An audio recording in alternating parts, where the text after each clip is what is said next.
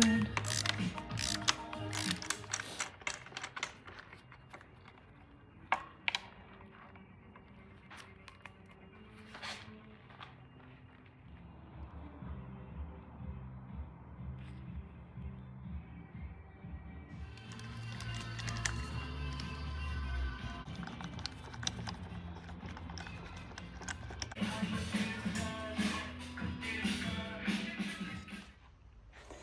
If there's one thing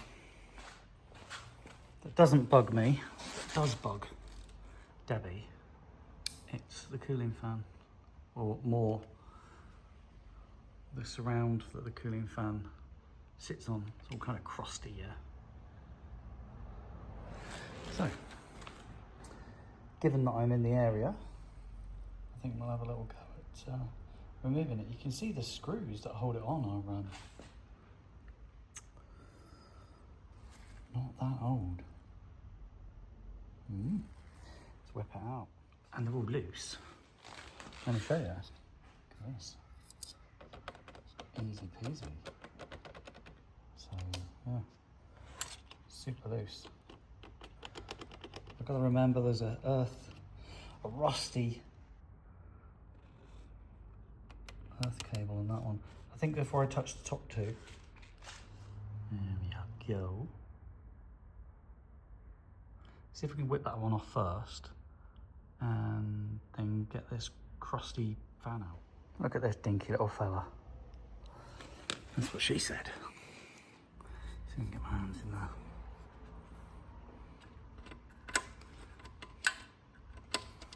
Well, this is going to be no fun to do back up.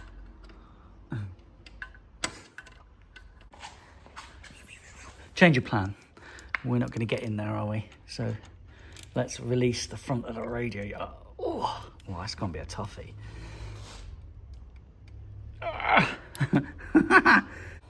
So unfortunately, what's happening is as I try to undo it, it's that metal bracket there that goes to the engine. That metal bracket is deforming as I try to undo that. Okay, let's have another plan. Obviously, we've got to bring heat to this, but there's a plastic radiator guard in the way. And once the heat starts pumping through, this poor little bit of plastic here is going to melt. So let's see if I can get it out of the way a bit. So this is the perfect time for a toolbox talk. And most of you are going to go in with your WD-40 and penetrating fluids and all that sort of stuff. What's happening here, it doesn't matter how well penetrated it is corrosion has got into the threads and that corrosion has expanded. And so there's nothing that a penetrating fluid is going to do that heat can't cure, because heat will cause expansion and it will then crush the corrosion. Fire this baby up.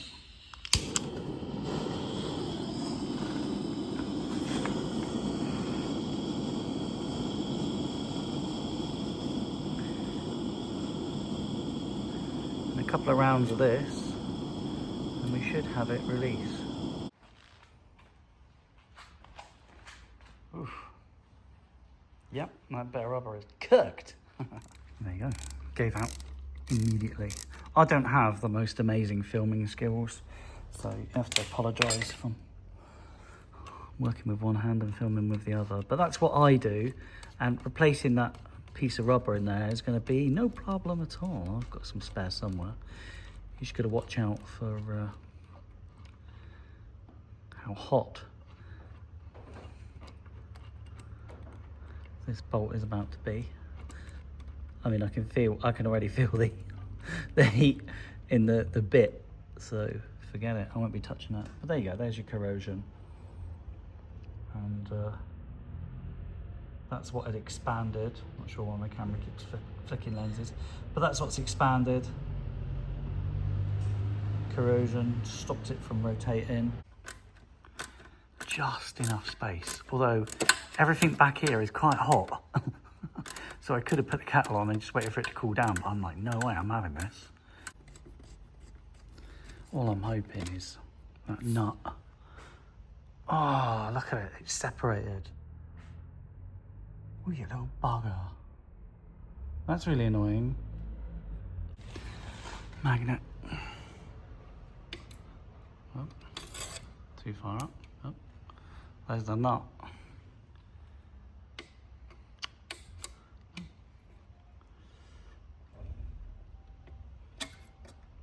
Yo. Should be fun trying to put that all back together unless I pull the radiator off. Right guys, the only reason I'm not taking the radiator off is because I know myself, if I take the radiator off, I'm gonna buy a new radiator. So, kind of working on this side now. So screwdriver in that side, and then getting a hand up in here to catch the nut.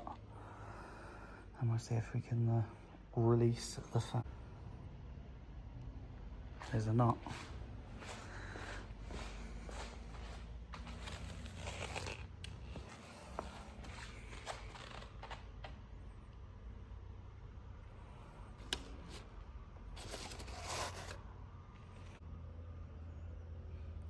Grim.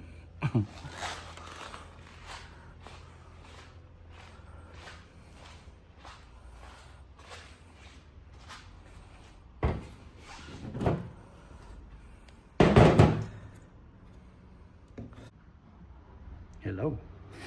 We have the fan. We have... This one goes to the thermocouple on the radiator.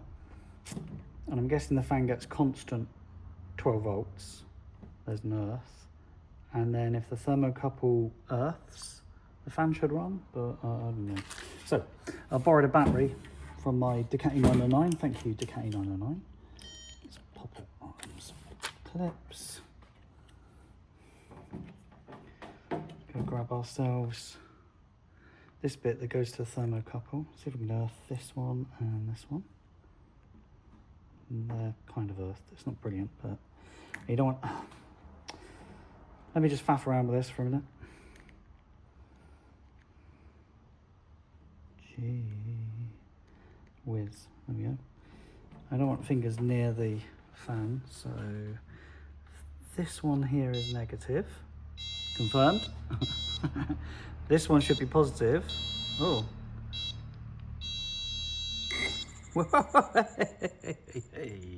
Fingers. Little baby here. So inside of here, when a particular temperature is reached, two pieces of metal will come together and earth this pin. It's quite a good system, really. So that's where it receives constant 12 volts all of the time, but the fan will only spin once this thermocouple earths and is at a particular temperature, because science takes place. What's important is that fan spun beautifully without grinding or making horrible noises. And obviously it's a shame that after 32 years this bit of rubber that protects this has given way. You see it's all green and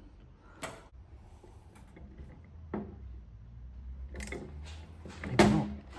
I'll get something with a bit more. This here's quarter drive, but much longer.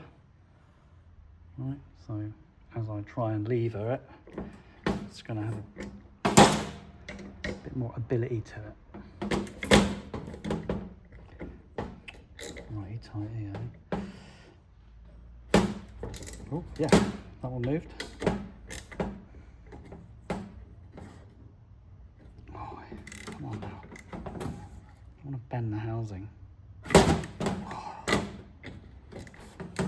That's too loosened.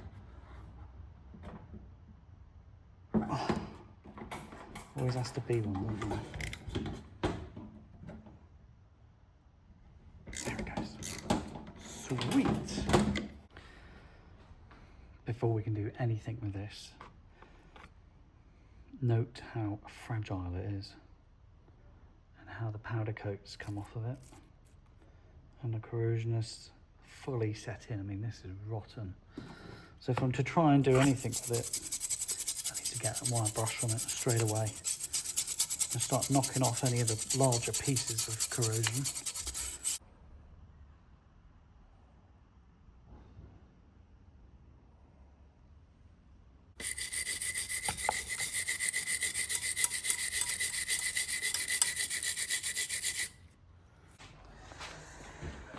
Well, they're coming along better, aren't they? just more cleaning required.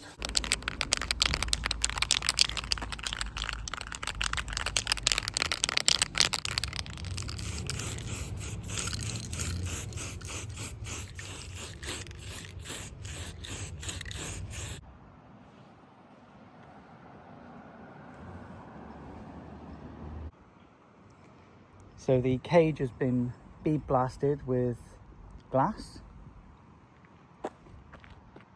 That's looking pretty good, right? You can see where the corrosion's kind of eaten away some of the cage, but I think it's come out quite nicely. The motor I've sprayed up a few moments ago, and that's now dry, and I like the matte finish. I like it a lot. It's very industrial. I'm going to do the same for this, although I could send it off for powder coating, but I like a matte finish, so I'm going to take my time now. Because it's been bead blasted, it's going to corrode really, really quickly, so I just covered up the threads. And we'll get spraying.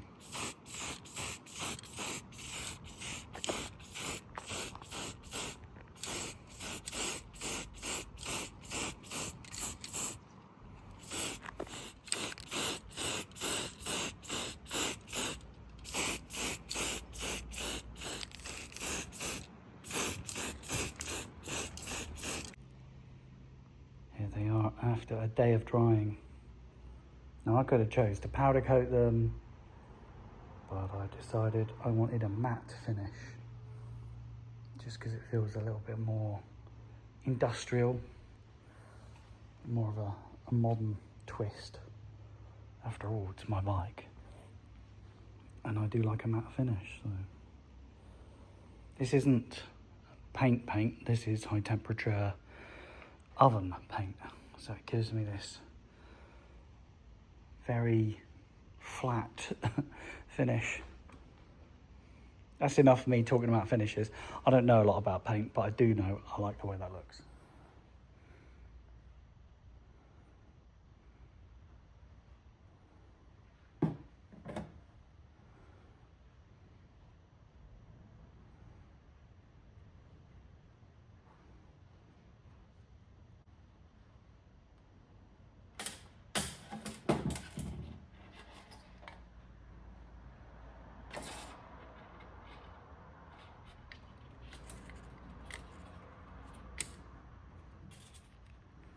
Just seeing where the cabling goes.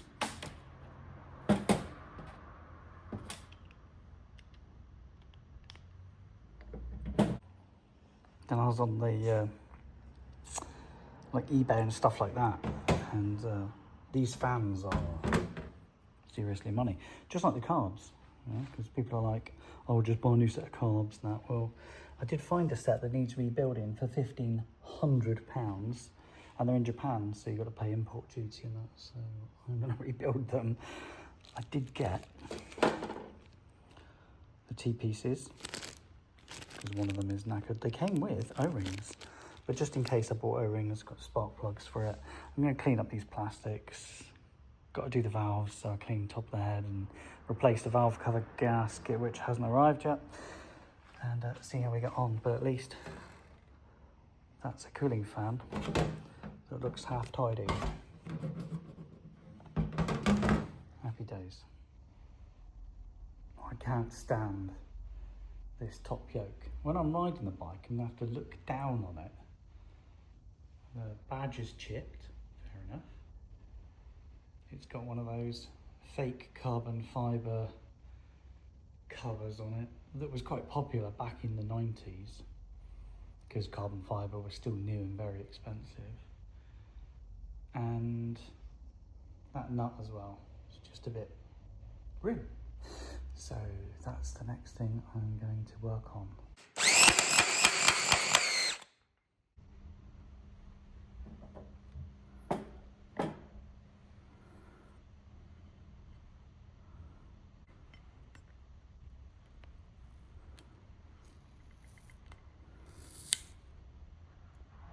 Oh wow.